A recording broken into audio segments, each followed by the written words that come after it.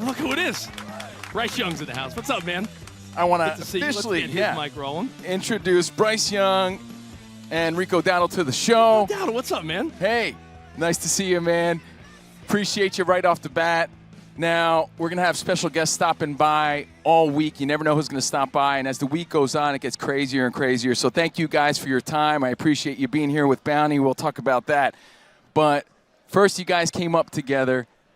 What was your first impression when you first met? Take us back to day one when you guys first met. What was it like? What was your first impression?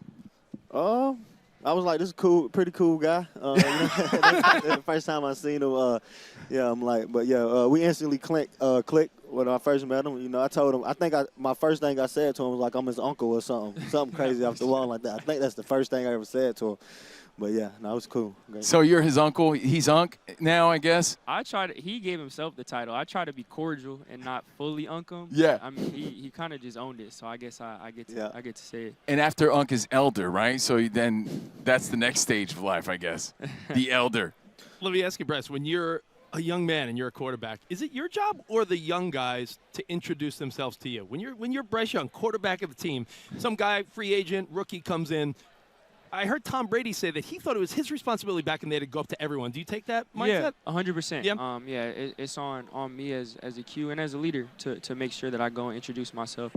Make sure when first time I'm around people, obviously the rookie class comes in, we're in OTA, so make sure that I make myself available, try to reach out and everything even before that. And again, I think just as a leader, it's important to be able to establish that. Try to bring people along, and establish that relationship. What's the communication like? Do you guys have group texts going on? You have separate group texts? Is it clicky in the locker room? Or when you're a leader, like you say, do you have separate little things going on, conversations going on with the team? Yeah, obviously you spend a lot of time with your position group. That's who you're around the most. But I've been super grateful. The locker room, ever since I've been there, it's been really cohesive. Everyone's been together. It's a lot of guys that are hanging out and eating together that are not just in the position room, that are not even always on the same side of the ball. It's a training room. There's a lot of overlap. Practice, obviously, you're always standing. You're focused on football at the time, but who you're around, it still matters. So there's always a lot of crossers. Group text, all that stuff. I'm grateful. It's a fun environment. I always wonder when some weird stuff goes down, not on your team, just like in the league or something happens. Is the group chat going crazy? Are you guys like, have you ever heard news about your team break and you actually hit up your teammates like, yo, is this true? Yeah, I say that happens. I think it depends on the magnitude of what happens. Yeah. But definitely, we all see things, and definitely if something around the league go on, something in the building going, it's definitely going to be some text about it with somebody. No matter if it's your group or the people, like you said, me and my wingman here, some chatter will go on about it for sure. I got to ask, you guys are coming off a playoff season now.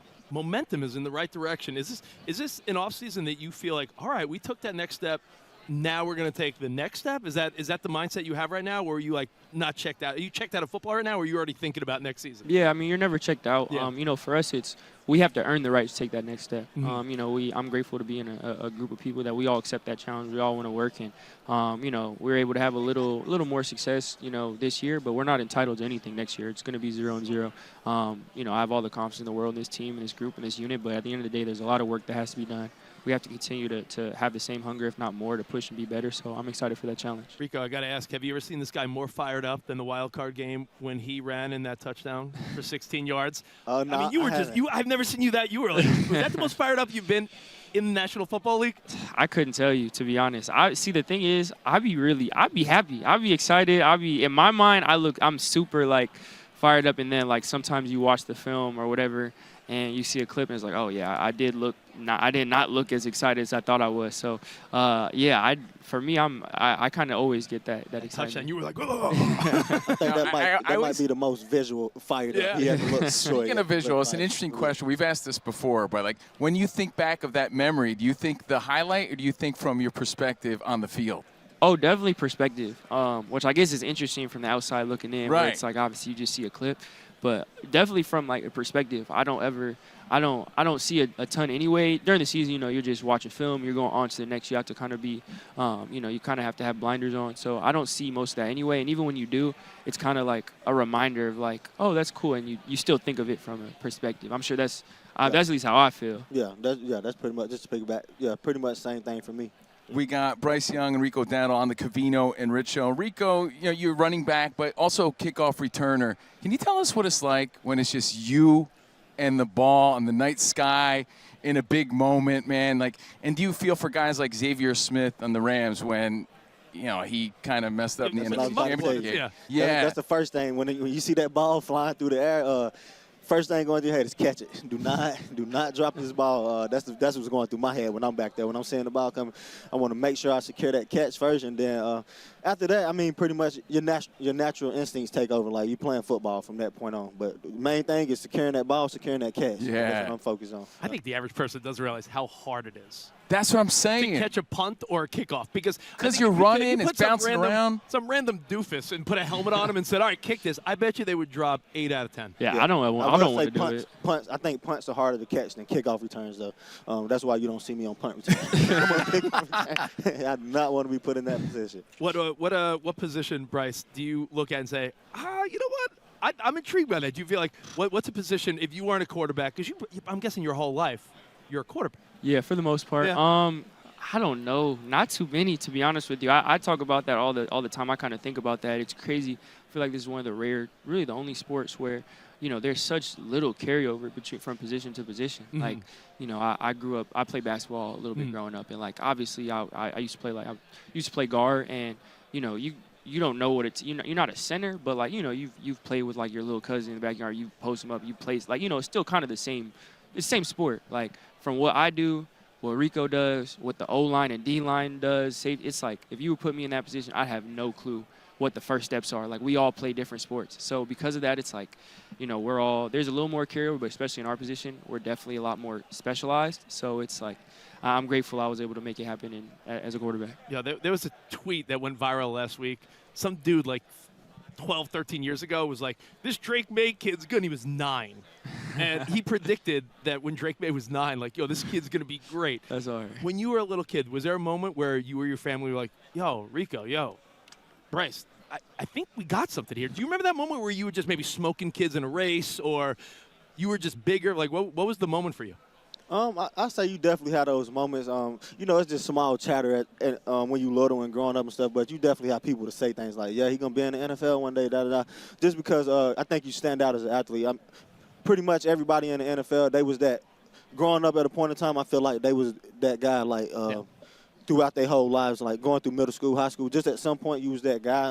Like you had people. When was the reality though? When was the reality where you said, oh, my God, I can make this dream become real. This is not like, because every kid's like, I want to play football or baseball or basketball. When you're like, I could do this. Yeah, so that was my next point. I'd say, like growing up, like I said, it's all small chatter, but the reality really sets in. Like, I feel like in high school when you start playing for a team, real organized, and you getting scholarship offers and things like that. And then, so that's when you can take that next step, and then you get to college, and then you got to get through college, of course. But it's all leading to your path into the NFL. So I think it really starts. It starts when you little growing up, like it all molds you into that. But I say when you really realize it can become a reality is when you get that first college scholarship offer to take that next step. Well, continued success, man. You guys did it, man. That's awesome. And, congrats on a great season. And thank you guys for being here.